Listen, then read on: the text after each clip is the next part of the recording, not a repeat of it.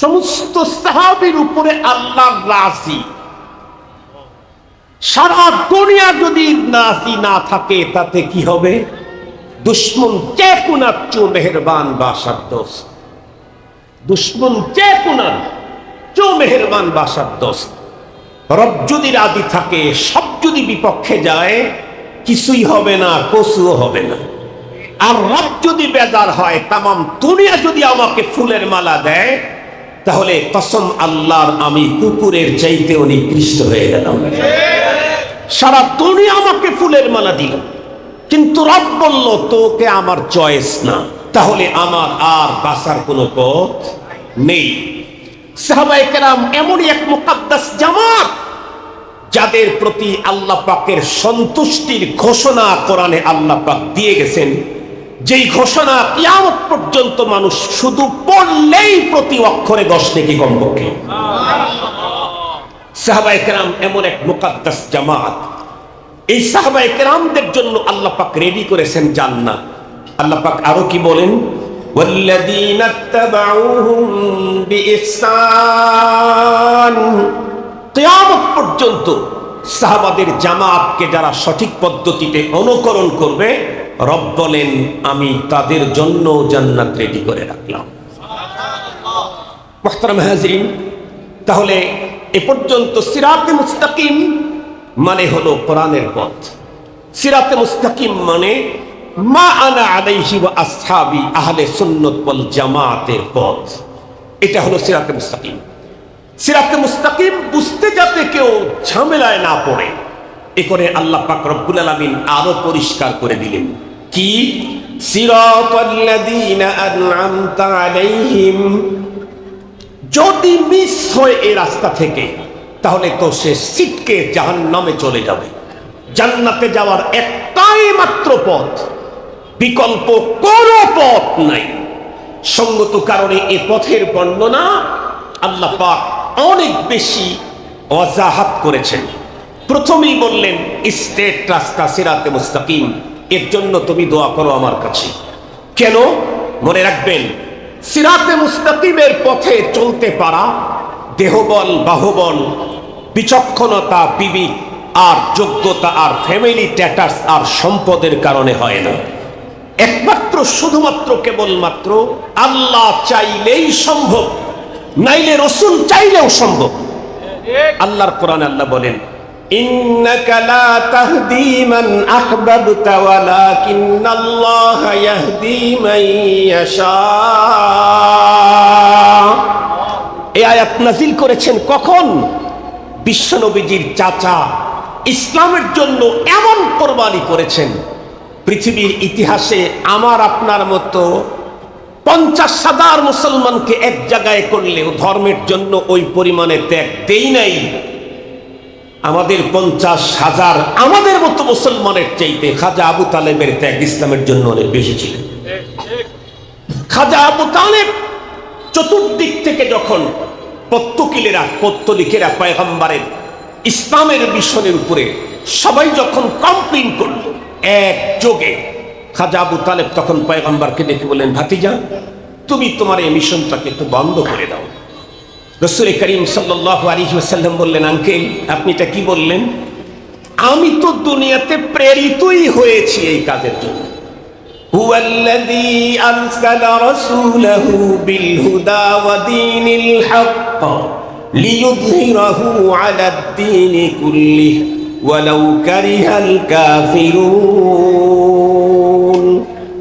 রব তো রাসূল পাঠাইছেনই হলো সকল ধর্মের উপরে ইসলামকে বিজয় করবার জন্য। এটা আমার কাজ। কুল হাদিহি সাবিলি আদউ ইলাল্লাহি আলা বাসীরাতিন আনা ওয়া মান ইত্তাবা'আনি। কুল হাদিহি সাবিলি, এটা আমার কাজ। এই দায়িত্ব দিয়ে আমি প্রেরিত হয়েছি। মানুষকে আমি আল্লাহর দিকে আহ্বান করব, এই কাজ থেকে ফিরে আসার কোনো অপশন আমার নেই।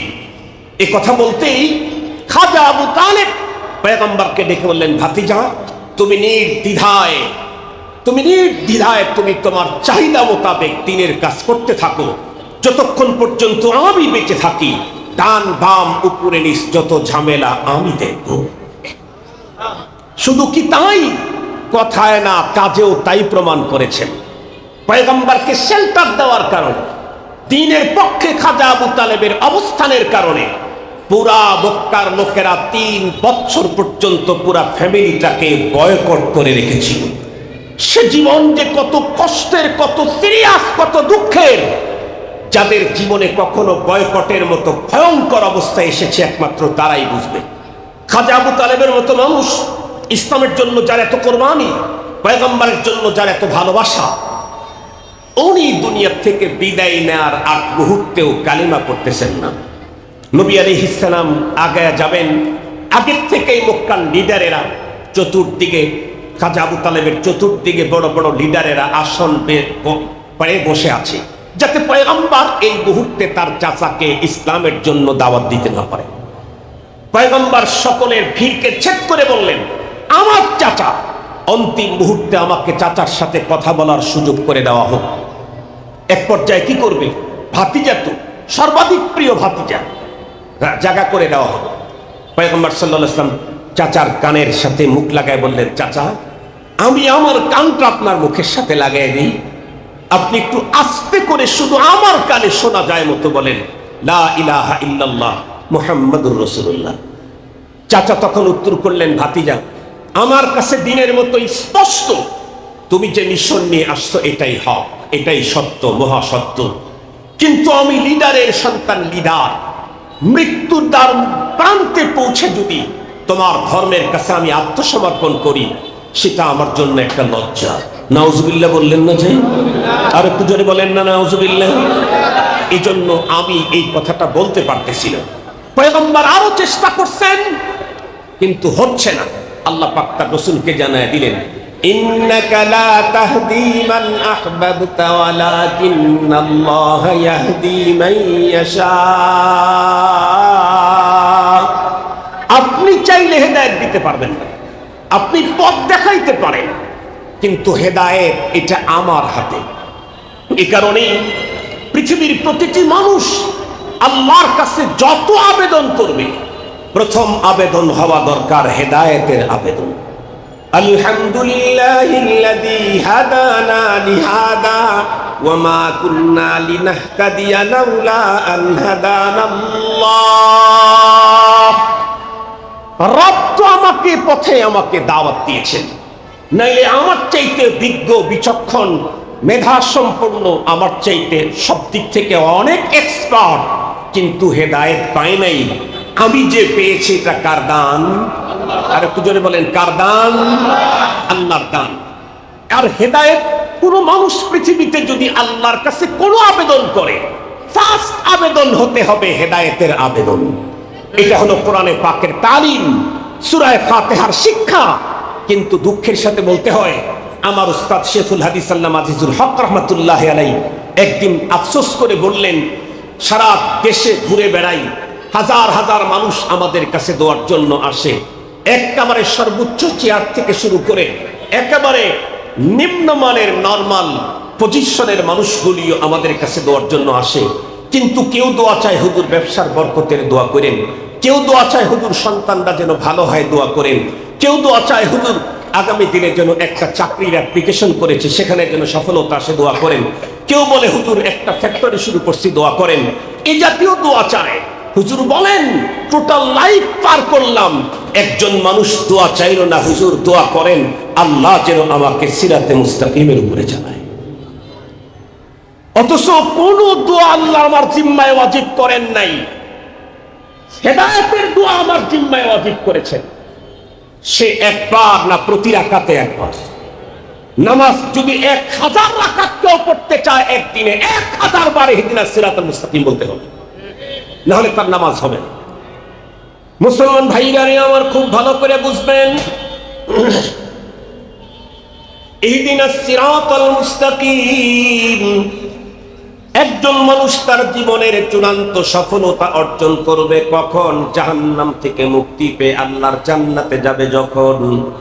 এটা আমার বক্তব্য না, আল্লাহর কোরআনে আল্লাহ নিজেই বলেন কুল্লু নাফসিন যায়িকাতুল মাউত, وإنكم توفون أجوركم يوم القيامة فمن زحزح عن النار وأدخل الجنة فقد فاز। যেই মানুষ পরপরে জাহান্নাম থেকে মুক্তি পেয়ে আল্লাহর জান্নাতে ঢুকে গেল, রব্বে কারীম বলেন এই লোকটাই মূলত সফল, এই লোকটাই বন্ধুরা আমার কামিয়াব। আর সেই সফলতা অর্জন করতে চাইলে আমাকে যেই পথে চলতে হবে সেই পথের নাম হলো বন্ধুরা আমার সিরাতে মুস্তাকিম।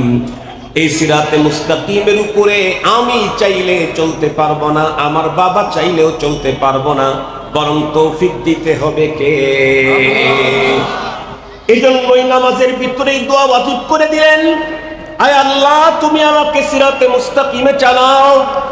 একটাই মাত্র যেহেতু পথ, দ্বিতীয় কোনো রাস্তা নাই, এ কারণে সিরাতে মুস্তাকিমের বন্ধুরা আমার আল্লাহ পাক ওয়াজাহাত করে দিচ্ছেন যাতে ঝামেলা না হয়, ভুল বুঝাবুঝি না হয়।